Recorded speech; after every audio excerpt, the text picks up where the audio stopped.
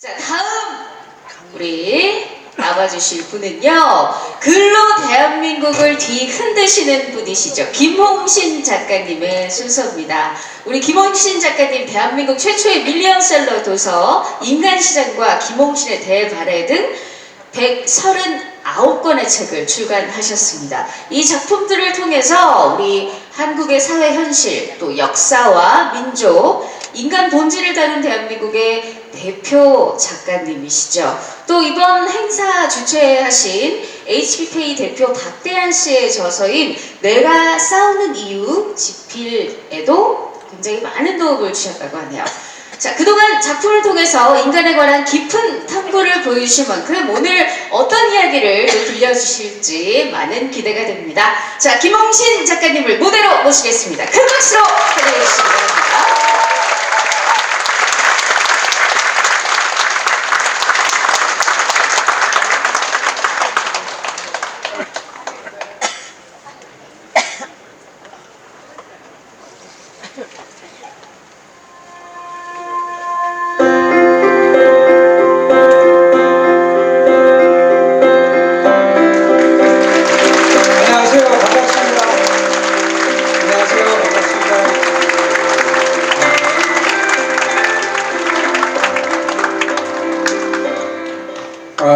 여러분 뵙게 돼서 참 반갑습니다. 제가 오늘 그 고려대학교 오면서 느꼈는데요. 여러분 오시면 알겠지만 고려대학교 출입구 현관 옆에 돌담으로 쭉 되어 있죠. 이 돌담에 어떤 역사가 있는데요. 키는 크고 힘이 좋은 어떤 젊은 친구가 돌담을 쌓는데 너무 점심시간인데도 다른 사람은 쉬는데 혼자 그렇게 돌을 지어 날리면서 열심히 일을 하고 있기 때문에 학교에서 총장님하고 이사장님이 점심 식사를 하러 가다가 그걸 본 거예요. 너무 열심히 혼자 하니까. 그래서 점심 먹고 왔는데도 혼자 열심히 하니까 불러가지고 당신 누구냐? 그랬더니 제가 이 조그만 건설회사 사장입니다.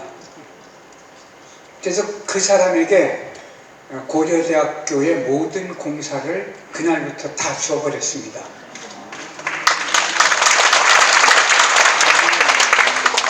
그게 누구겠습니까? 현대그룹 정주영 회장님의 젊은 시절이었습니다. 여기에 뭐가 있느냐면 공감이 있어요.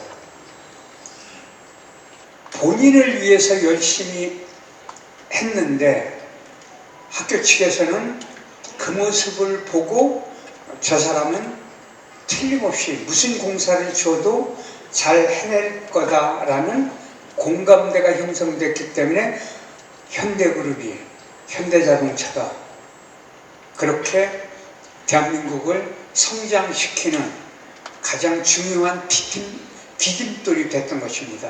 그러니까 대한민국은요, 그동안은 모방 성장을 했습니다.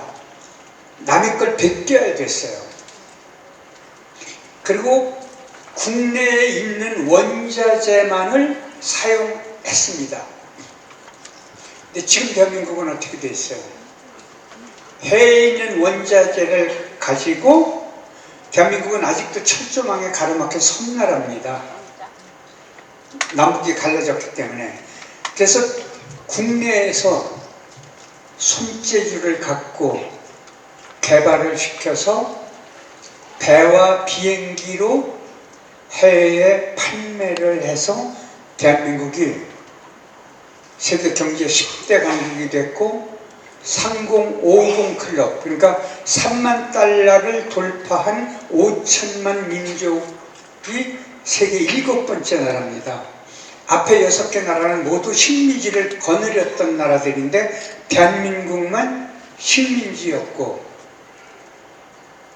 그런데 세계 경제 10대 강국 선진국 반열에 올랐습니다. 그건 바로 창조 성장을 했기 때문에 그렇습니다. 그러니까 그 메모리 반도체 삼성 경우에 세계 1위 아닙니까? 그걸 어떻게 성공했는지 한번 생각해 보세요. 제가 젊은 시절에 이 반도체 성공 신화를 취재하러 반도체 회사를 다녔는데요. 가서 놀란 게 이겁니다. 그때 물론 여성들인데요. 기숙사가 있습니다. 이 기숙사 사감 선생님한테 들은 얘기예요. 그걸 제가 그 소설로 썼는데요. 아침에 그 기숙사에 있으니까 전부 그 아침, 점심, 저녁을 식당에서 하지 않습니까? 아침 점심에는 국이 남아도옵니다. 그래서 국을 안 먹기 때문에 아침, 점심은 국을 조금만 끓입니다. 그래도 남습니다. 왜 나는지 아시죠? 화장실을 가지 않으려고, 화장실에 가려면 이제 에어 샤워를 하고 들어가야 되거든요. 그래서 국을 먹지 않고 저녁 때가 되면은 국이 모자랍니다. 그게 한국인의 공감대였습니다. 그래서 삼성 메모리 반도체가 세계 1위를 할 수 있었습니다. 그래서 여러분에게 먼저 이런 말씀 드리는 이유가 있습니다. 여러분은 그동안 대한민국에서는 제가 이런 이야기를 해요. 여러분에게도 한번 여쭤볼게요. 여러분 지금 그 세상이 복잡해요? 편안해요? 복잡해요. 네? 복잡해요. 그러면은 내 머릿속이 복잡해요? 세상이 복잡해요? 내가 복잡한 겁니다. 그럼 내가 왜 복잡할까요? 그렇죠. 생각이 많아서. 두 번째, 너무 정보가 많아요. 여러분 지금 가지고 계시는 휴대폰 지금 다 가주셨죠? 네. 만약에요, 그럴 리 없지만은 집에다가 휴대폰을 놓고 온 분 혹시 있으세요? 아닙니다. 그러면은 반나절 내내 불안해서 죽습니다. 그러면 그게 휴대폰이 나에게 얼마나 소중한 존재인가를 한번 생각해 보세요. 네, 근데 그 안에 내 모든 것이 들어있지 않습니까? 여러분 불과 한 20, 30년 전만 해도요, 여러분들 그 집 전화로 외우지 않고 맘 놓고 전화를 걸 수 있었던 곳이 도대체 몇 군데가 됐습니까? 200개요? 그 천재급이에요. 불과 몇십 개 안 됐습니다. 그걸 외워야만 내가 견딜 수 있는 세상이었습니다. 근데 지금은 여러분 외울 필요가 없습니다. 왜? 이 안에 다 있으니까. 그러면은 휴대폰이 공감될까요? 공감대가 아닐까요? 공감대죠. 그래서 아이들까지 가지고 있습니다. 예를 들어서요, 카카오톡을 한번 생각해 보세요. 지금 카카오톡 가입자가 4,300만인가 그래요. 그걸로 우리가 그 웬만한 거 소통을 많이 하죠. 그러면 얘가 공감대예요? 아니에요? 공감대죠. 그러면은 내가 생존하기 위해서 인류사에서 가장 중요한 게 그러면 뭘까요? 여러분 금방 얘기하셨잖아요. 공감대예요. 자, 제가요, 불과 얼마 전에 동치미에서 특강을 했어요. 그랬더니 그 특강이 난리가 났어요. 그 왜 그러냐면 거기 이제 부부가, 거기는 대개 보면은 이렇게, 거기 나온 사람들은 정상적인 사람이에요. 우리가 흔히 얘기해서. 근데 보면은 아내는 남편을 깨물고, 남편은 아내를 깨물고 그러죠. 그렇게 안 하면 그 다음 출연 못 해요. 왜? 재미가 없으니까. 그렇죠? 그래서 이제 부부 그 권태에 관한 얘기를 할 때 저보고 특강을 해달라고 그래서 그런 얘기를 했어요. 여러분, 한번 생각해 보세요. 결혼 왜 했어요? 예? 네. 그 결혼 왜 했냐고 그랬더니 사랑해서 했대요. 아직도 사랑하세요?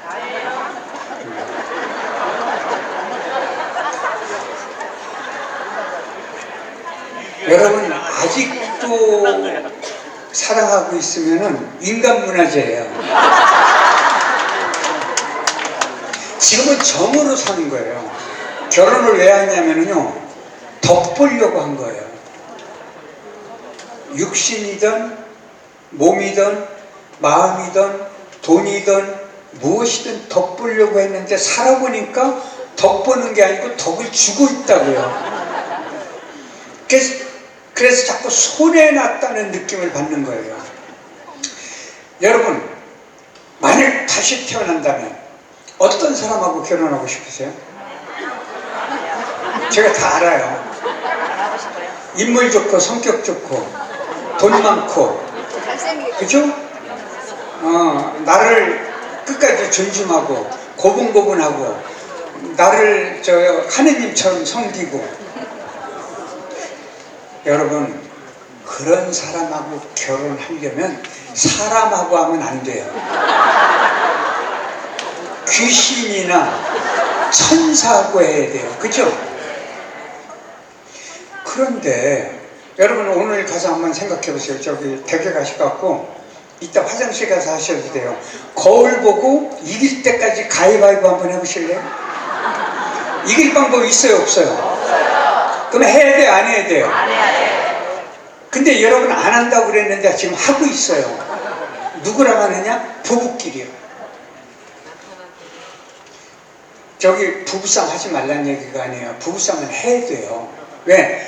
정신 멀쩡한 사람이 한 집에 같이 사는데 부부싸움을 않고 늘 존중하고 떠받들고 사랑하고 아끼고 그러면 그 부부가 아니에요. 그 물건끼리 사는 거예요. 그렇지 않아요?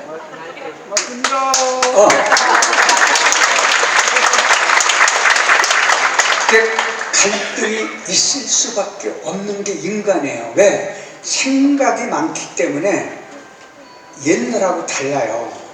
만약에요, 제 나이면은 제가 47년생입니다. 만약에 조선시대에 제가 태어났으면 한 번 죽고 다시 태어났어도 지금 죽을 나이에요. 그때가 35에서 38살밖에 안 됐어요. 평균 우리나라 평균 수명이. 그렇죠? 근데 여러분도 지금 모르겠어요. 젊은 분들한테 미안한데 다 한 번 죽었어요. 그 지금 두 번째 사는 거예요. 그러면 어떻게 살아야 돼요? 재밌게 살아야 돼요? 승질내고 화내고 분노하고 짜증내고 갈등을 느끼며 살아야 돼요. 이렇게 물어보면 다 그렇다고 해요. 여러분 행복 어디에 있어요? 내 마음에. 물어보면 마음에 있다고 하고 묻지 않으면 전부 어디 있느냐면 남이 가지고 있어요. 아파트, 고급 자동차, 인물, 학력, 돈, 저금 통장. 이게 탈 없을 것 같은 부부, 애들이 괜찮은 학교 다니는 자식을 가진 사람, 뭐 이런 거에 대한 그 비교법을 계속 하고 있는데, 여러분 비교할 게 따로 있죠. 그래서 제가 이런 말씀 드리는 거예요. 여러분 사람은요, 이거 과학적으로 입증된 거예요. 이 피부 있죠. 피부 세포는요 28일 만에 바뀌어요. 내 피부가 아니에요. 오늘 피부는 28일 뒤에는 내 피부가 아니고 말하자면 피부가 바뀐 거예요. 그 다음에 이 적혈구는 120일이면 바뀌어요. 손발톱은 180일이면 바뀌어요. 뼈와 근육은 200일이면 바뀌어요. 무슨 얘기인지 아시겠죠? 그러면 여러분 오늘 댁에 가시면은 집에 있는 그 양반이 작년에 그 여자, 그 남자가 아니에요. 다 바뀐 거예요. 근데 생긴 거하고 성격하고 말하는 거하고 습관만 그대로인 거예요. 그러니까 공감대가 안 일어나는 거예요. 그러면 공감대가 바뀌려면은요, 상대가 바뀌기를 기다리면은 죽을 때까지 안 바뀌어요. 내가 먼저 바뀌어야 돼요. 내가 먼저 바뀌자고 그러면 사람들이요. 네.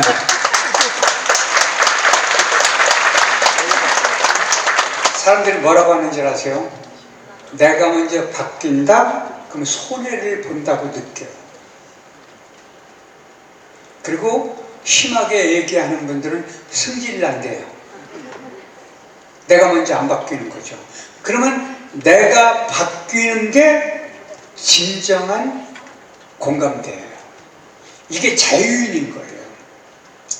여러분 오클라호마 대학에서요 15살 먹은 침팬치를 4년간 세계적인 학자들을 동원해서 영어로 140개 단어를 가르쳤어요. 이 침팬치는요, 사람 나이로 15살 먹은 아이는, 우리 사람으로 보면 4, 5살 먹은 아이의 지능을 갖고 있어요. 그래서 얘들을 가르쳤더니 4년 뒤에 1000마디가 뭐 있는 줄 아세요? 영어로 물론이지만요. 뭐라고 했을 것 같아요, 우리말로? 네? 뭐요? 아, 너 누구냐? 뭐 또 심지어는 뭐 엄마, 밥 줘, 뭐 이런 거 얘기했다고 그러는데 let me out, 날 놓아줘 했어요. 날 놓아달라는 건 뭐예요? 자유를 달라는 거 아니에요. 인간이 행복하려면요 딱 3가지예요. 괴로움이 없는 사람, 자유로운 사람, 건강한 사람이에요. 그러면 그 괴로움이 없고 자유롭고 건강하려면 뭐 해야 돼요? 나하고 공감을 해야 돼요. 나를 바꿔줘야 돼요. 서울대공원의 동물 70%는요 평균 수명대로 못 살아요. 왜 못 살까요? 갇혀있기 때문에. 근데 얘들을요 귀나 이런 데 이제 표식을 하고 풀어주지 않습니까? 세계적인 동물원에서 실험을 해요. 풀어주고 나면은 다른 동물보다 얘들이 더 오래 살아요.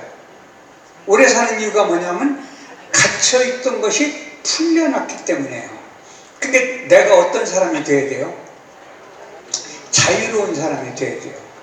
자, 제가 이제 하나 그러면 참고처럼 얘기를 할게요.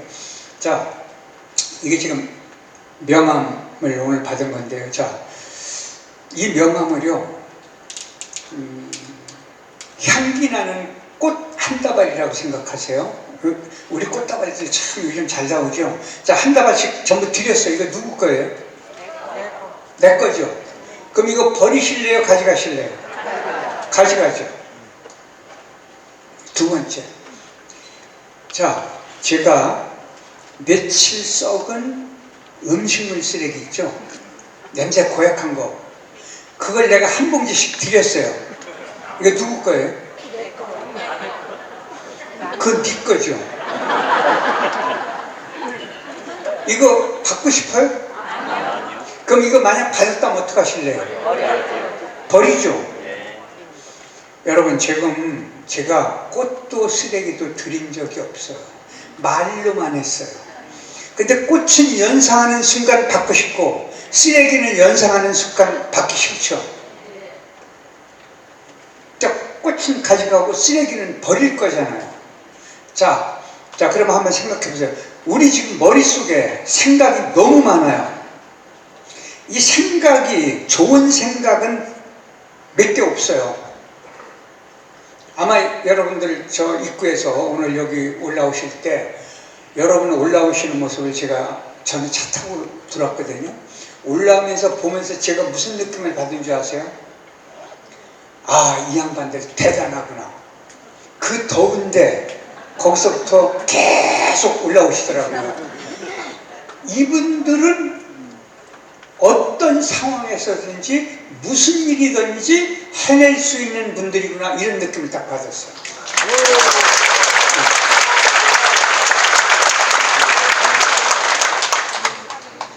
생각해보세요. 대한민국이요, 지하자원 없죠? 인구 2, 3천만 명밖에 안 됐죠? 강대국 틈바구니에 그 동족 상잔의 대전쟁 몇백만 명이 죽었죠?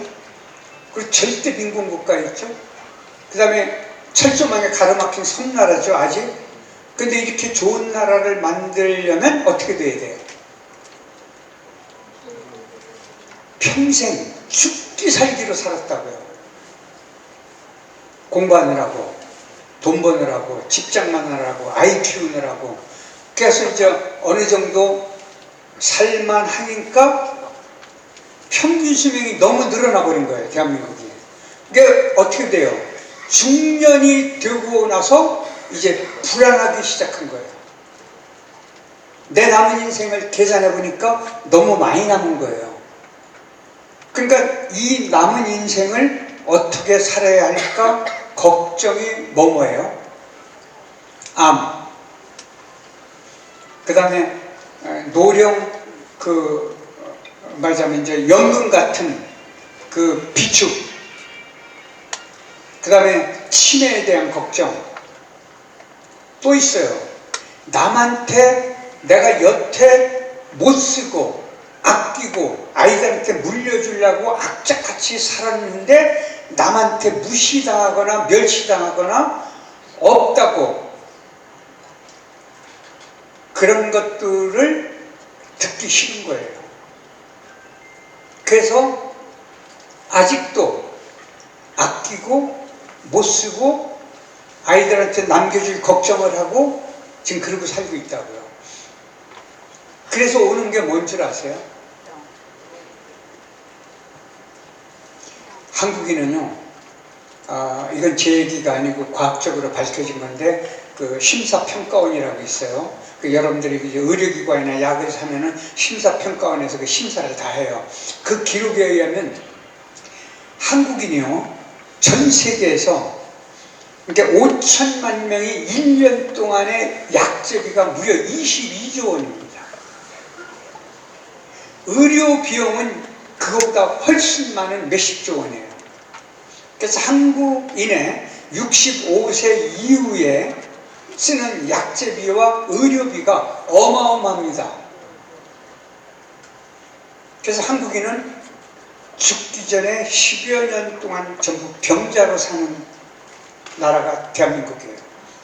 근데 이 병자가 되는 가장 큰 이유가 뭔 줄 아세요? 마음입니다. 여러분 한번 상상을 해보세요. 저도 주변에서 그걸 많이 보는데요. 제가 정말로 닮고 싶은 선배가 있어요. 문학의 선배고 서울대학교 명예교수인데 어느 날 방송국에서 만나는데요, 몰골이 말도 아니에요. 아주 늘씬하고 저 미남인데, 그래서 왜 저렇게 생겼을까 하고 속이 상했어요. 그러고 나서 몇 달 뒤에 경상도 그 경주에 행사를 가는데, 비행기를, 옛날에는 이제 거기 비행기가 다닐 때였어요. 갔는데 아니, 제가 부러워할 만큼의 그 옛 모습을 그대로 갖고 있어요. 몇 달 뒤에. 오늘 책이 제가 139권째 그 수필집이 나왔어요. 제 책이 제가 얼마 전인가 그 방송을 할 때 겪어보면 안다라는 걸 아마 슈퍼맨스들 보셨죠? 그래서 그 책 제목을 겪어보면 안다로 했어요. 그래서 오늘 이제 견본이 나왔기 때문에 우리 박대한 대표한테만 제가 책을 줬는데 거기에 그런 얘기를 썼어요. 그래서 제가 형님 몇 달 전에 봤을 때 그 몰골이었기 때문에 제가 기분 되게 나빴습니다. 그랬더니 내가 서울대학교 교수니까 명예교수니까 서울대학 병원에서 그 건강검진을 정기적으로 하거든요. 했더니 혈액 암일 가능성이 많다. 재검사를 하자. 2주에 한 번씩 또 재검사를 하자. 그렇게 몇 번 한 순간 자기는 난 이제 죽었구나. 그래가지고요 잠을 못 자죠. 몸이 아프죠. 빼짝 마르죠. 주름살이 생겼죠. 그렇게 변해버린 거예요. 여러분도 마찬가지예요. 건강검진을 했는데 일주일 만에 조직검사를 하자 하는 순간 일주일 뒤에 그 사람 관상이 어떻게 생길까요? 이미 반은 죽은 사람으로 오는 겁니다. 이건 의사 말씀이에요. 근데 일주일 뒤에 갔더니 의사 선생님이 참 다행입니다. 암이 아닙니다. 그럼 이 양반 집에 와서 어떻게 됐을까요? 내가 다시는 그렇게 안 살 거야. 일주일 열흘 가면 또 똑같이 살아요. 이게 인생의 모습이에요. 이게 뭐냐면 자기와 공감을 하지 않은 거죠. 제가요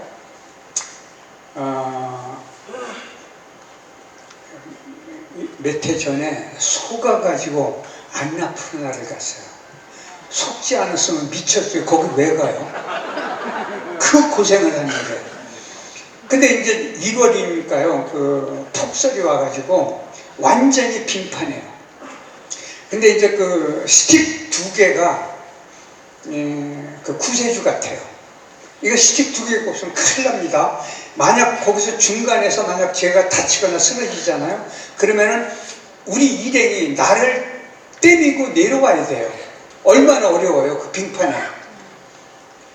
그렇지 않으면 몇 천만 원을 주고 헬기를 불러야 돼요. 그러니까 죽기 살기로 이 계단이 수십만 개인데 계단만 이 스틱으로 의지해서 올라가요. 그러니까 이제 이튿날 다 끝나고서 이튿날 내려가는 날이에요. 근데 나를 안내했던 후배가 뭐라고 그러냐면 형님 올라오면서 본 게 뭐가 있습니까? 본 게 없어요. 왜? 앞만 보고 갔어요. 이게 다치면 안 되니까. 옆을 볼 수가 없어요. 그러면 사진을 찍어봤자예요. 왜? 그냥 하얘요. 폭설이 넘어와가지고. 근데 형님 본 게 아무것도 없죠. 없어. 그러면 서울에 가서 자랑할 게 있습니까? 없어요. 죽을 고생만 한 거예요. 그래서 형님 마지막 빈벽 올라갑시다. 너 머리끼리 잡는다? 그래서 형님 올라가면은 히말라야 14봉이 쫙 다 보입니다. 거기서 사진 찍고 동영상을 찍고 내려가야 그걸 갖고 자랑할 거 아닙니까? 그죠? 그걸 또 올라갔어요. 올라가서 보니까 정말 히말라야 14봉이 쫙 펼쳐져서 거기서 사진 찍고 시간이 제일 많이 걸렸어요. 동영상 찍고. 근데 제가 지금 휴대폰에 그게 있어요. 제가 뭐라고 그런지 아세요? 그 자리에서 봐라. 수수만 년 전부터 존재했던 히말라야 14봉. 지구가 없어질 때까지 존재할 히말라야. 그걸 보고 경탄을 하면서 왜? 온 우주 역사상 오직 하나밖에 없는 나에게는 경탄을 하지 않냐 이거죠. 그렇죠? 나에게 경탄해야 돼요. 그런데 지금도 제가 나한테 경탄할까요? 그때 뿐이더라고요. 그게 또 인생사예요. 왜? 사람은 변덕스러운 존재예요. 사람이 일관되게 자기 일을 가지고 죽기 살기로 처음부터 끝까지 죽을 때까지 일관되게 산다면 그건 인간이 또 아니에요. 허수아비예요. 그렇죠? 인간은 변덕스럽게 살 수밖에 없어요. 그러면 이 변덕을 잘 조정하는 게 뭐예요? 나를 사랑하는 거고 공감하는 거고 내가 세상에 보탬이 되게 사는 것이고 그런 거죠. 자, 저보고요. 제가 이제 코로나 때문에 하나 더 얘기하죠. 그 스틱이 얼마나 고마운 존재인지 몰라요. 근데 다 내려왔어요. 히말라야 이제 안나푸르나를 다 내려와서 평지가 되니까 이 스틱 2개가 짐이더만요. 근데 여러분은요, 짐을 지금 지고 살고 있다고요. 그러니까 짐이 뭐냐면 가족, 사랑, 육신, 화, 분노, 자녀, 돈, 아파트, 자동차, 이게 다 인간이 가진 짐이에요. 근데 이 짐을 그냥 짊어지고 살아야 되는 건데 거기서 뭐냐면은 쓸만한 거라고 자기가 생각한 것만 갖고 있고 나머지는 버리고 싶어 해요. 자, 근심, 걱정, 화, 분노, 짜증, 가난, 뭐 이런 것들 버리고 싶죠. 그죠? 그게요, 버리면은 가벼워져서 인생의 강을 건널 때 물에 빠지거나 자빠지거나 넘어지거나 다치거나 그렇습니다. 자, 이제 이야기를 좀 앞으로 가서요. 아까 하던 얘기인데 여러분, 이 생각의 쓰레기가 쓸 데가 있을까요? 없을까요? 네? 없다고요? 충분해요. 생각의 쓰레기처럼 쓸 데 많은 게 없어요. 이 생각의 쓰레기는 암세포 만드는데 탁월해요. 이 생각의 쓰레기는 암세포 공장 같은 거예요. 그러니까 생각의 쓰레기는 버리셔야 돼요. 제가 서초동에요, 미련하게 제가 84년에 집을 져가지고 갔으니까 40년째 한 집에 살아요. 근데 한 2년 전인가요? 제가 이제 코로나로 고생을 죽게 하고 와가지고 집에 있는 걸 한번 집안 관리, 이렇게 묵은 짐들 관리해주는 분들이 계시더만요. 그래서 한번 치워보자. 어마어마하더만요.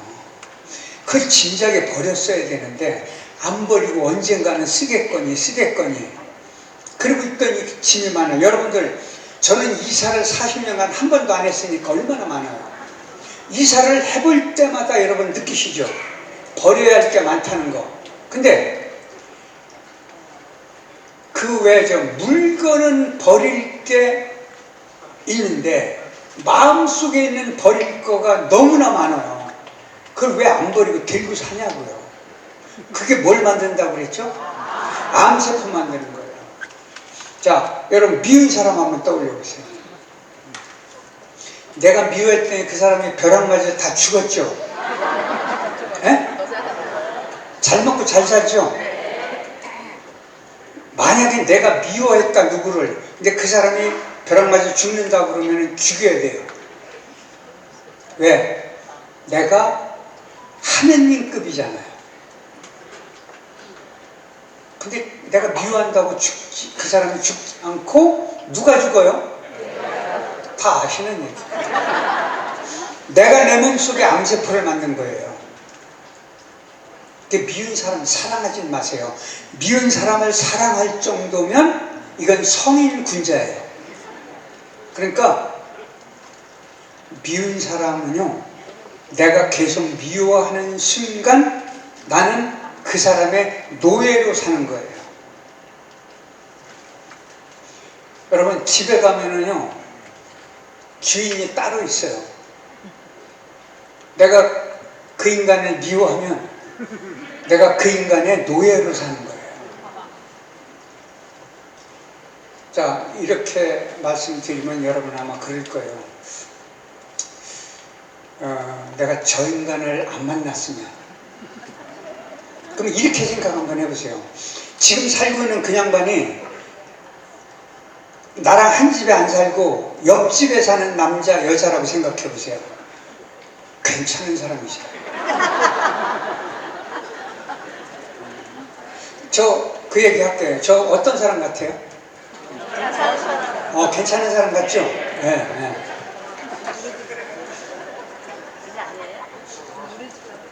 아들이요. 이제 옛날 얘기예요. 취업을 하는데 옛날에는 아버지 이름 직업 다 썼어요. 이력서에. 근데 그 회사 3차 마지막 면접 때 그 총무이사가 제 팬이었나 봐요. 저는 모르는 사람이죠, 전혀.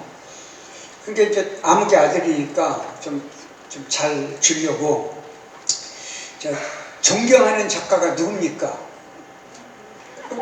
뻔한 거 아니에요. 김아무개라고 하면 되잖아요. 근데 이름이 최인호 선생님입니다. 왜요? 어려서 놀러 가면은 맛있는 거, 용돈 좋습니다. 평생 제가 다 하고 최인호 선배는 몇 번 안 한 거예요. 그러니까 그 총무이사가 이제 느닷없이 고민이 된 거예요. 그래서 저는 김홍신 선생님을 존경하는 게 어떻습니까? 점수 주려고. 그랬더니 뭐라고 한 줄 아세요? 안 살아보면 몰라요.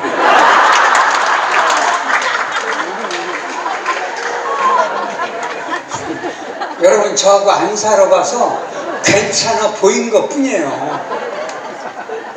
겉으로 드러난 것밖에 여러분이 모르잖아요. 저랑 안 살았기 때문에. 이게 괜찮아 보일 뿐이라고요. 근데 우리는 어떻게 생각해요? 재벌, 부자, 돈 많은 사람, 인물 좋은 사람, 유명한 사람, 이런 사람에게 자꾸 비교법으로 내가 주눅이 든 거예요. 이게 뭐예요? 자유인이 아닌 거예요. 바보짓을 한 거예요. 왜? 인생은 한 번밖에 못 살아요. 이게 마지막이에요. 그래서 인생은 잘 놀다 가지 않으면 불법입니다. 여러분 묻겠습니다. 잘 노셨어요? 잘 놀았다는 거 다 거짓말이에요. 한국인. 여기 오신 분들은요, 아까 말씀드렸잖아요. 공부하느라고, 직장만 하라고, 아이 기르느라고 못 쓰고 아끼고 그렇게 악착같이 살았기 때문에 대한민국에서 한 50대만 넘으면은요, 점치기가 무지하게 쉬워요. 천연 고생하셨구려. 부모 덕이 지지리도 없구만. 자수성가 하셨어. 이렇게 얘기하면 다 맞아요. 그러니까 그렇게 고생을 했기 때문에 자꾸 아끼고 나를 비교를 해요. 누구랑 비교해요? 나보다 많이 가진 사람들. 여러분 집에서요, 부부싸움 딥다 하고서 밖에 나가 보세요. 남들 다 멀쩡해 보여요. 그죠? 나만 구렁텅이에 빠진 듯이 느낀다고요. 그게 아니에요. 만약에 근심, 걱정, 짜증, 화, 분노 이런 것들이 없다면 그 사람이 아니라고 그랬잖아요. 이미 죽은 사람이에요. 그러니까 살아있다라는 것은 이미 그런 등짐을 짊어지고 가야 돼요. 예, 그걸 원망하시면 안 된다는 얘기예요. 여러분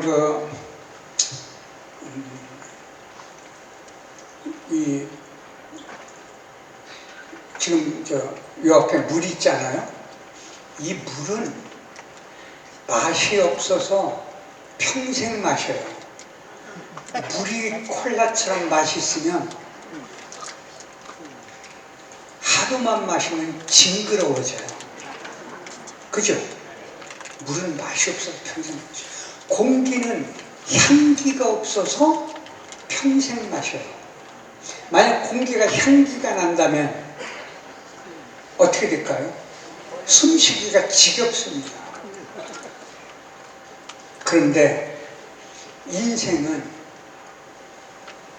평균 수명이 있기 때문에 향기나고 맛깔스럽게 살아야 돼요. 네.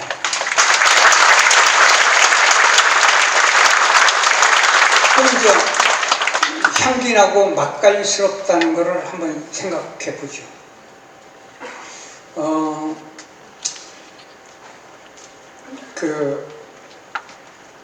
여러분들 아마 이제 영화나 이렇게 만화를 보면은 해적선 두목은요, 옛날 말로, 이제 요즘 말로는 시각장애인이고, 옛날 말로는 전부 안대를 하고 있죠.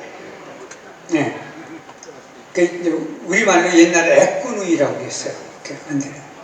왜 하고 있는 것 같아요? 칼싸움하다가 눈 다쳐서. 그 다음에 험상궂은 표정이 돼야 부하들이 말잘 들어서, 아니면 애발만안경 보느라고. 아니에요. 이 해적선 선장은 두 눈이 다 좋아요. 왜? 맨날 배 위에서 멀리 보았기 때문에. 그리고 밤하늘의 별을 자주 보기 때문에. 그러면 왜 안대를 하고 있느냐? 안대를 하면 굉장히 불편합니다. 여러분 한번 해보세요. 제가 국회의원 때 장애인 체험을 하느라고 안대도 해보고 별걸 다 했어요. 휠체어도 해보고. 근데 너무 불편해요. 한쪽 눈만 감아도. 왜냐하면 이렇게 거리 감각이 없고 어지럽고 그렇습니다. 근데 왜 안대를 하고 있느냐면, 남의 배를 쳐들어갔을 때 선실에 들어가야 되잖아요. 선실이 어두워요. 옛날에는 전기가 없기 때문에 고래기름으로 등불을 겨우 켰어요. 근데 고래기름이 흔들려서 불이 날 수가 있기 때문에 언제나 거의 깜깜해요. 자, 이제 짐작하셨죠? 남의 배를 쳐들어갔을 때 선실문을 열고 들어가는 순간 안대를 빼면 바로 보여요. 그렇죠? 왜냐하면 이 원추세포와 이 망막세포, 간상세포라는 것이 있어요. 우리 망막세포는. 그래서 이 두 개는 밝음을 관장하거나 색깔을 관장하거나 어둠을 관장하는 세포예요. 그래서 들어갈 때 안대를 빼고 들어갑니다. 아니 그러면은요, 안에 만약에 문을 그냥 열고 들어간다. 그러면 깜깜하잖아요. 그럼 숨어있던 적이 칼로 찔르면 죽지 않습니까? 그러면 부하를 들여보내면 되잖아요. 그죠? 부하를 들여보내는 사람은 우두머리, 두목, 대장이 아니에요. 그 사람은 대장감이 아닙니다. 지가 먼저 들어가야 돼요. 그래서 안대를 하고 있습니다. 그러면은 우리 인생에서 한번 보죠.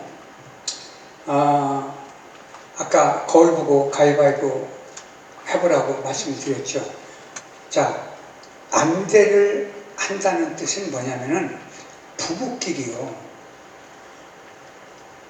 두 눈은 마주보고 마음의 눈은 한쪽 눈을 감아줘야 돼요.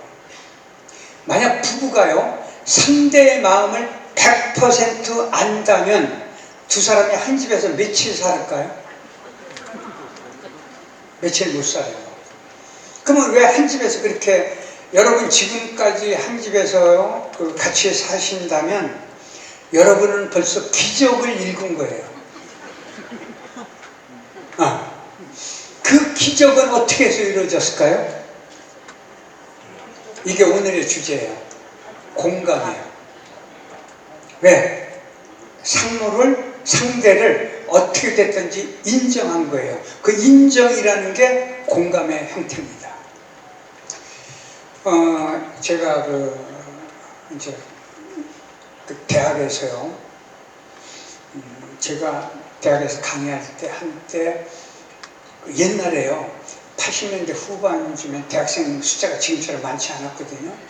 한때 제 강좌에 2,500명이 수강 신청을 해서 우리 학교가 규칙을 바꿨어요. 몇 명 이상 한 교수에게 수강 신청을 못하게.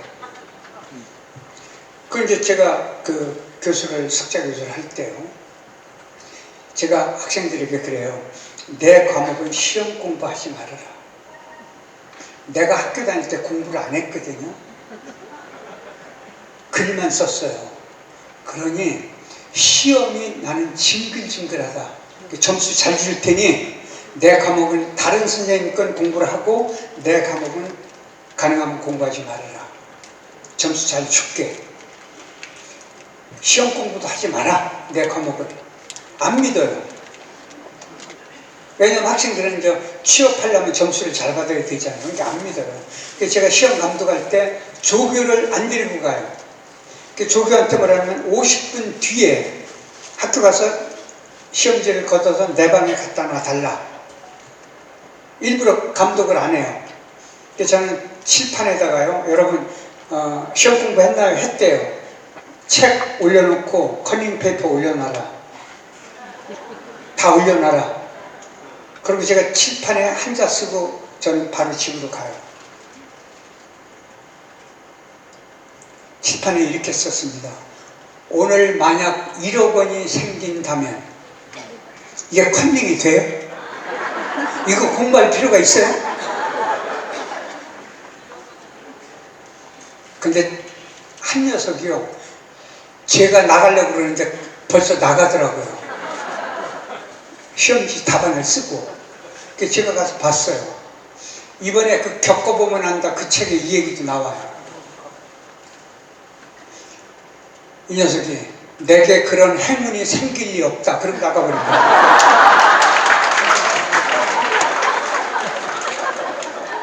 제가 만점을 줘버렸어요. 그 다음 학기부터 이 얘기를 늘 해요. 학생들에게. 진짜 공부하지 말아라. 두 번째 시험을 볼 때요, 또 칠판에다가 똑같이 나는 누구인가. 저도 쓰기가 어려워요. 나는 누구인가. 그러니까 학생들이 항의를 해요. 제발 교과서에서 내달래요. 그래서 나는 그게 싫다. 내 방식대로 하겠다. 근데 그 녀석이 뭐라고 한 녀석이 또 쓴 줄 아세요? 예? 나도 내가 누군지 모르겠습니다. 이걸 어떻게 또 만점 안 줘요? 그렇잖아요? 자, 그러면은 얘가 공감한 건 뭐예요? 고심을 했겠죠. 이게 빵점일까? 100점일까? 그죠? 근데 그 녀석하고 나하고는 뭐가 일어났어요? 공감이 일어난 거죠. 그죠? 이게 인생사예요. 여러분도 지금까지 여기까지 오실 때 이미 대한민국 땅과 대한민국 경제와 대한민국 군사 체계와 대한민국의 헌법과 우리 국민들의 자존심, 그 다음에 이웃, 친인척, 가족, 그거와 나도 모르게 이미 공감을 한 겁니다. 근데 지금부터 더 공감을 하셔야 돼요. 여러분, 제 주변에요, 이렇게 사업을 하는 분들을 보면은요, 처음에 그 사업을 시작한 사람들의 특징을 몇 가지 말씀드릴게요. 사업을 하면은요, 월급을 주고 돌아서면 월급날이래요. 그죠?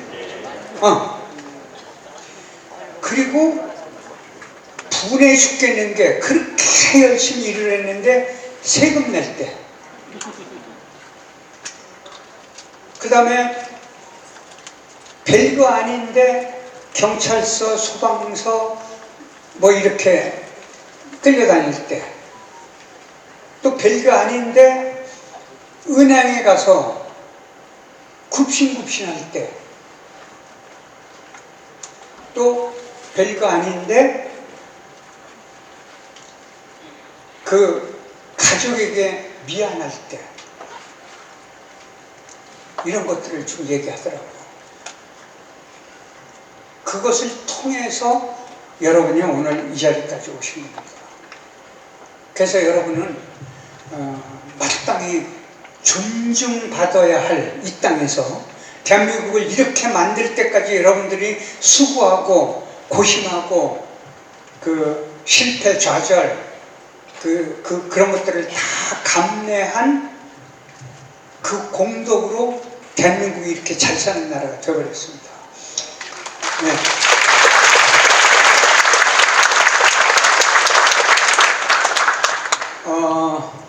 제가요, 작년 9월 16일, 재작년 12월 16일, 두 번, 전부 16일이라 잊을 수가 없어요. 제 고향 후배가 논산에 김홍신 문학관을 무려 72억 원을 줘서 김홍신 문학관을 만들었어요. 여러분 네이버에 이렇게 김홍신 문학관 해보면 문학관과 집필관이 나와요. 두 개가. 이게 우리 박대한 그 대표도 그렇지만 이 논산 사람들이요, 조금 뭐 기질은 있고 그래갖고 대가 세요. 그러나 의리 하나만은 어마어마합니다. 전부 의리파들이에요. 그러니까 그 후배가 저한테 무려 72억 원을 줬다고요. 그래서 이제 김홍신 문학관을 지어놨죠.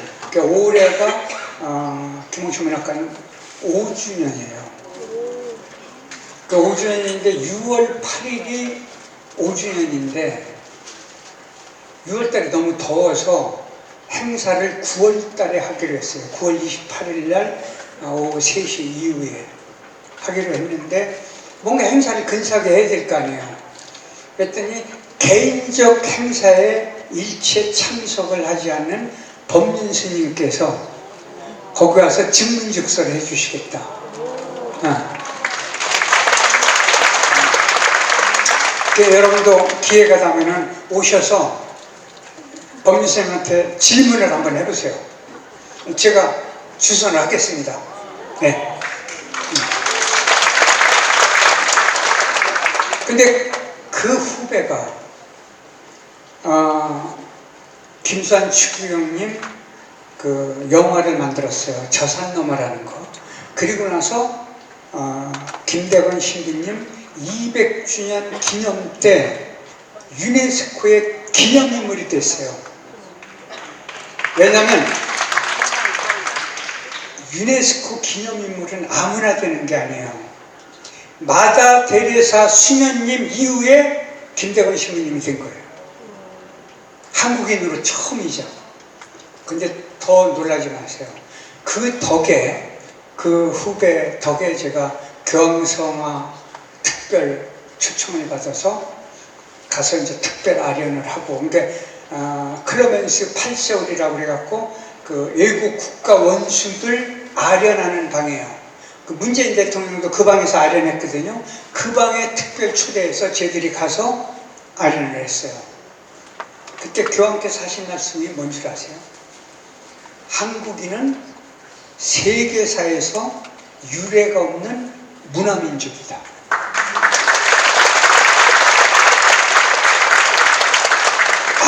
그때 출렁거리는 가슴이요. 그리고요, 로마 일대에 가면, 유럽에 가면 한글 학교가 무려 50대 1씩 됩니다. 이 케이팝 무섭습니다. 그러면서 그 작년이죠.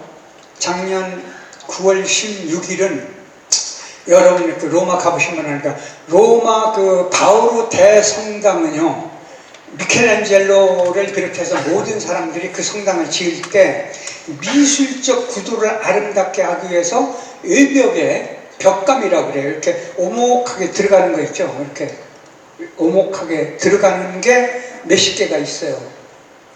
근데 1980년대 청원을 해가지고 그때 교황께서 세계적, 그러니까 카톨릭계에서 성인 중에 수도원을 창설하고 세계 역사에 기록이 된 유명한 인물들만 성상을 모셨어요.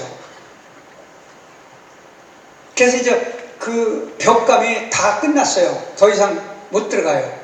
근데 로마 대성당 들어가는 출입구에 그 위에 한 칸이 비어 있어요.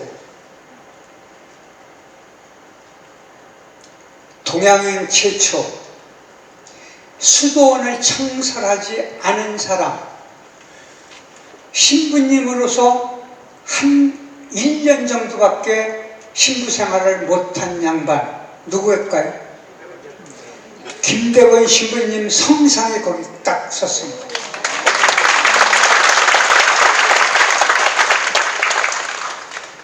이게 세계사적인 거예요. 그리고요, 로마 교황청에서 그 김대건 신부님 그 200주년 영화 탄생이라고 하는 영화 시사회를, 대한민국 영화를 교황청에서 최초로 상영을 했습니다. 그만큼 한국인의 그 위상이 이렇게 높아졌습니다.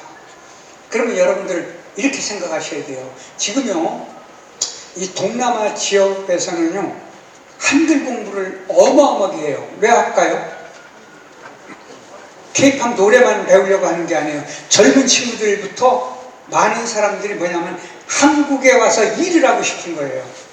한국에 와서 한 3년, 5년 정도만 일하면 그쪽에서 집 한 채씩 마련합니다. 대한민국은 그런 나라가 됐어요. 이제 여러분 자부심을 가지셔야 되는데, 지금까지 가진 자부심 가지고는 이제 안 돼요. 우리가 어떻게 바뀌어야 돼요. 어떻게 바꿔야 되느냐? 내가 지구의 주인처럼, 이 세상의 주인처럼 사시면서 바꾸셔야 돼요. 그 바꾼다는 게 먼저 나하고 공감을 해야 돼요. 어떤 공감이냐? 나를 지극히 사랑해야 돼요. 그래서 오늘부터 여러분, 이 내 건강을 위해서, 건강이 망가지면은 행복할 방법이 무지하게 낮아져요. 그래서 내가 행복해야 남도 행복할 수가 있어요. 제 책상 앞에 이렇게 써붙여 있는 붓글씨가 있어요. 여러분, 그 바람은 그 그물에 걸리지 않는다고 그러잖아요. 근데 사랑과 용서로 짠 그물에는 바람도 걸려들어요. 근데 그럼 누굴 먼저 사랑하고 누굴 먼저 용서해야 돼요? 예? 나를요. 여러분, 사랑과 용서가 없으면 여러분 태어나지도 않고 지금까지 살 수가 없어요. 그러니까 먼저 나를 용서하고 나를 사랑해야 돼요. 그러면은 나만 사랑하고 용서하면 돼요? 남도 사랑하고 용서해야 돼요. 특히 가족, 이웃, 대한민국, 그리고 전쟁의 피해를 본, 그 다음에 지진의 피해를 본 그런 사람들을 아껴줘야 돼요. 그래서 아마 이 공감도 그런 의미를 가지고 아마, 그렇죠? 그런 의미를 갖고 여러분 기부하는 거, 남을 돕는 거, 이런 정신을 펼쳤다고 저는 생각을 합니다.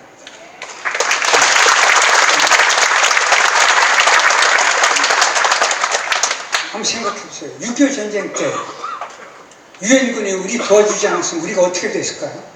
그죠? 그래서 우리가 그들을 돕는 일을 지금 하고 있지 않습니까?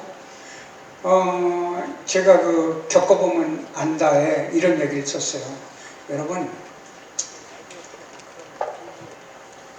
굶어보면 알아요. 밥이 하늘인 걸. 굶지 않으면 밥이 하늘인 걸 몰라요. 그렇죠? 그 맨 마지막에 제가 이렇게 썼어요. 죽음이 닥치면 안다. 내가 세상의 주인인 걸. 여러분, 지금 죽음을 경험해 보시는지 모르지만은 죽음이 닥치면 그때서 알아요. 내가 세상의 주인이라는 걸. 근데 주인은 뭐래요? 죽을 걸. 그렇죠? 근데 죽기 전에 주인처럼 살아야죠. 그럼 주인처럼 사는 걸 보세요. 저 어려서요, 논산에 그 농사 짓는 걸 보면은, 머슴은요, 장맛비가 쏟아지고 나면은 새벽에 빗자루를 갖고 마당부터 씁니다. 왜? 주인이 문 열고 보니까요. 주인은 아침에 눈 떠서 일어나면 삽 들고 어디로 가요? 논으로 쫓아가요. 가서 물고 트고. 우리 물고만 트면 안 돼요. 왜? 계속 물이 넘치니까 남의 물고도 터줘야 돼요. 이게 주인이에요. 근데 머슴은 주인 눈에 보이기 때문에 마당만 쓴다고요. 자, 이제 비가 다 그쳤어요. 그러면 주인은 삽을 들고 가서 남의 눈부터 막아줘요. 그쵸? 이게 뭐예요? 기부잖아요. 이게 뭐예요? 공감이잖아요. 이게 뭐예요? 주인다운 행실이잖아요. 대한민국은요, 그 논농사 중심이잖아요. 왜냐하면은 이 비가요, 1년에 적어도 1000mm 이상 오는 곳은 논농사를 져요. 1000mm가 안 오는 곳은 거의 밀농사예요. 근데 밀농사는요, 짓기가 쉬워요. 그냥 그 말하자면 풀도 좀 뽑아주고 이렇게 조금만 관리하면 지가 알아서 자라줘요. 그런데 논농사는요, 여러분 아마 농사를 지어보시면 알 거예요. 만약에 물이 없을 때 모를 심으면은 피가 너무나 많이 자라요. 그러니까 물이 많을 때 해야 돼요. 그리고 논농사는요, 벼를 뱉는데 비가 오거나 무슨 문제가 생기면 안 돼요. 그러니까 모 심을 때부터 거둘 때까지 뭐를 해야 돼요? 한국인은 품앗이를 해야 돼요. 대한민국은 산악국가, 농경국가, 정착국가예요. 이동을 하지 않았어요. 그렇기 때문에 품앗이를 하지 않으면 농사를 못 짓습니다. 그래서 품앗이 정신이 뭐예요? 지금 얘기한 그 우리 박 대표가 주장하고 있는 공감이자, 그렇죠? 서로 공감해, 서로 돕는 거죠. 그 다음에 뭐예요? 이게 기부 정신이죠. 남 돕는 거죠. 그런 정신 때문에 지금 대한민국이 짧은 시간에 이렇게 좋은 나라를 만든 겁니다. 여기서 하나 더 말씀드리면요, 제가 소설 쓰느라고 이렇게 뭘 조사를 해보니까요, 우리 옛날에는요, 무당 점장이가요, 두 가지를 못하게 가르쳤어요. 첫째가 비방꾼. 그 왜 저 허수아비 놓고 왜 화살 쏘는 거 있죠? 그거 못하게 하고 도둑점을 못 치게 했어요.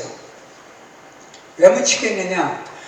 옛날에는 전부 그 문중에 한 곳에서 살았잖아요. 그죠? 그러니까 뭐가 물건을 잃어버려서 무당이 그 사람을 지적하는 순간 그 사람은 그 동네에 못 살아요. 떠나야 돼요. 도둑점을 못 치게 했어요. 그러니까 잃어버렸으면 그냥 덮어둬라. 이게 뭐예요? 공감이고 기부죠. 그렇죠? 제 어머니가요, 제대로 어렸을 때 보면은 거지가 참 많았거든요. 그러면 스님이 그 목탁을 두드리고 집에 오면은 문을 열고 우리 성당 다녀요. 그럼 그냥 가요. 더 달라소리 안 하고.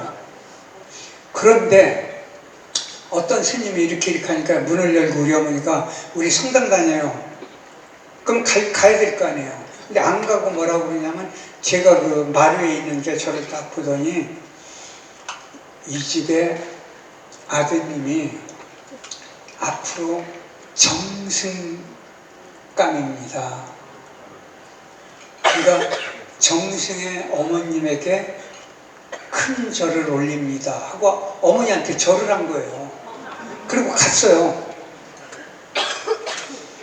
근데 조금 있다 우리 어머니가 뒤지를 뒤지더니 이게 판재기라는 거 있죠. 거기다가 막 그 아까운 쌀을 막 퍼가지고 이고 뛰어나가는 거예요.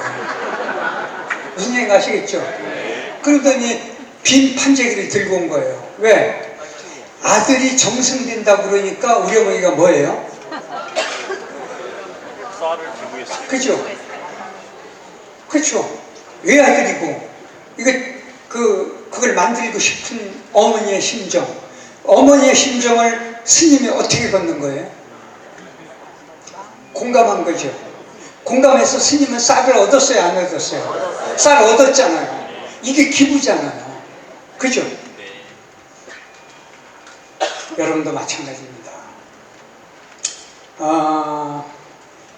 이렇게 한번 생각을 해보세요. 주변에서. 저한테요.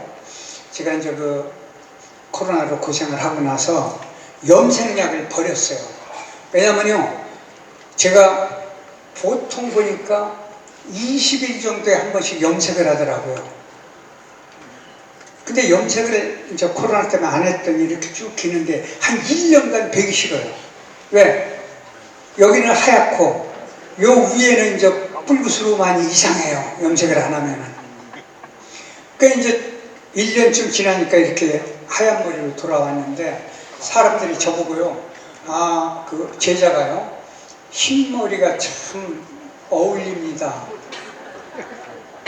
근데 그것보다요. 은발이 잘 어울립니다. 그 사람은 이뻐요. 무슨 얘기인지 아시겠죠? 이게 공감인 거예요. 흰머리라고 하기보다 그렇죠. 은발이라고 하는 거예요. 자, 또 하나요. 제가 이제 논산에 가면은 이렇게 이런 데서 만나면은요. 와, 10년 전에 뵌 거보다 더 젊어졌어요. 그래요. 거짓말이에요. 뻔히 거짓말인 걸 알고 화장실에 가서 거울을 보면 제가 정말 젊어져 있어요. 그리고 흰머리도 어울려요. 왜 어울리는 줄 아세요? 검은 머리면은요, 살색하고 다르기 때문에 머리 빠진 게 잘 보여요. 근데 이게 살색하고 흰머리하고 별 차이가 없으니까 덜 빠져 보인 거예요. 아시겠죠? 근데 논산에 가면은 그 초등학교 때 동네 친구 만나면 그러는 거예요. 거기 가면 제가 이렇게 입을 리가 없잖아요. 그냥 모자 쓰고 그냥 운동하다가 만났어요. 야, 참 너도 별 수 없다. 폭삭 늙었네. 그리고 화장실에 가서 거울 보면은요, 안 보이던 주름살, 이게 작은 점, 이런 게 다 보여요.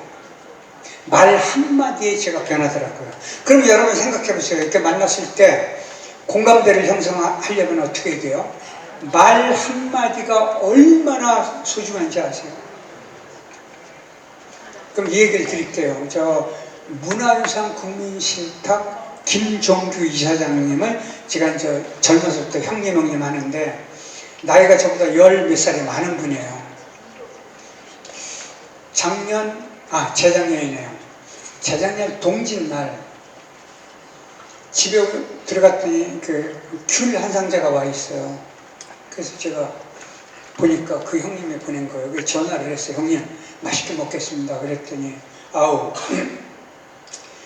옛날에는 조선조 때요 제주 목사가 동짓날 상감마마에게 그때는 귤이 제주도에 얼마 없을 때예요.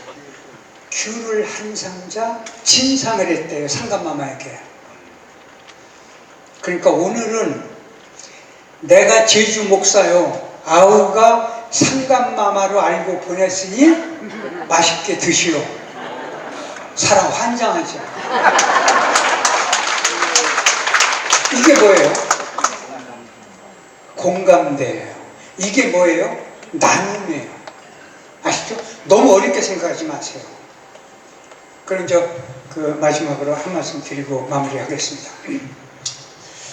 제가요 수필집에도 썼는데요. 어느 날 약속이 있어서 나가다가 그 거지가 신문지 펴놓고 앉아 있더라고요. 그 이제 지갑을 빼서 이렇게 보니까 5,000원짜리 주려니까 조금 아깝고, 그 이상하대요, 심리가. 1,000원짜리 주려니까 너 좀 민망해요. 근데 1,000원짜리가 한 장밖에 없어요. 그래도 어떻게 해요? 5,000원 주는 것보다는 1,000원짜리 하나 꺼내서 주려고 했는데 제 앞에 어떤 여성이 한 40대 중반이나 뭐 이렇게 된 분이에요. 그분이 1,000원을 놓고 어떻게 행동을 했는데 여러분 제가 정말 깜짝 놀랐습니다. 어떻게 했을까요? 1,000원 놓고 만원 놓고 하세요. 뭐 별 얘기 다 해요. 뭐 잔돈 바꿨다는 분도 있고 뭐 이렇게 얘기를 하는데 그분이요 1,000원을 놓고 그 여성이 두 손을 모으고 90도로 절을 해요. 거지에게. 저 평생 처음 본 거예요. 그래서 저도 그 순간에 저는 거지에 돈을 주고 이제 제가 해외여행을 많이 하니까 뭐 인도, 네팔 뭐 이런 데 가면은 이렇게 주면 그냥 말하자면 제가 폼을 잡고 줬지 않습니까? 마치 무슨 선지자처럼. 근데 그 여성을 보고 제가 깜짝 놀랐어요. 부끄러웠어요. 그래서 저도 1,000원을 넣고 두 손을 모고 절을 했어요. 그랬더니 옆 사람들이 저걸 이상하게 보는 거예요. 얼굴이 알려졌으니까. 그러니까 그 뒤부터는 거지를 만나면 지금도 돈을 주고 지금도 두 손을 모고 절을 합니다. 자, 왜 이 말씀을 마지막으로 드리냐면 여러분 이것이요 나를 행복하게 하는 거고 건강하게 하는 거예요. 거지를 만났을 때 그렇게 돈이 중요한 게 아니고 내 마음의 화평과 내 영혼의 향기와 그죠? 내 자존심을 살려내는 방법이 바로 이겁니다. 이게 건강이자 이게 기부이자 이게 나눔입니다. 그래서 오늘 오신 분들은요 그런 정신으로 오셨기 때문에 존중하지 않을 수가 없습니다. 그런 마음으로 여러분의 그 좋은 길을 받아가지고 더 저도 향진하게 살겠습니다. 고맙습니다. 감사합니다. 고맙습니다.